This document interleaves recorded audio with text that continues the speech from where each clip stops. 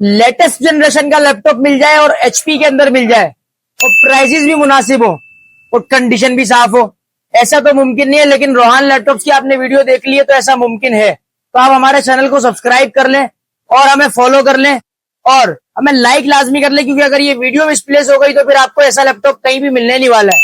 तो आज हम इसकी कॉन्फ़िगरेशन आपको दिखाते हैं। ये आपको i5 के अंदर 10 जनरेशन का लैपटॉप मिलने वाला है, एचपी की 440G7 सीरीज।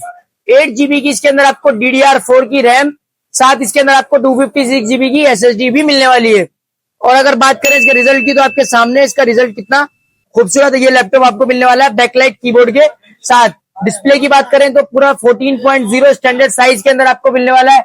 और अगर लुक की बात करें तो ओवर लुक आप इसका वीडियो के अंदर देख ही सकते हैं कि कितना स्लिम और साफ सुथरा ये लैपटॉप है।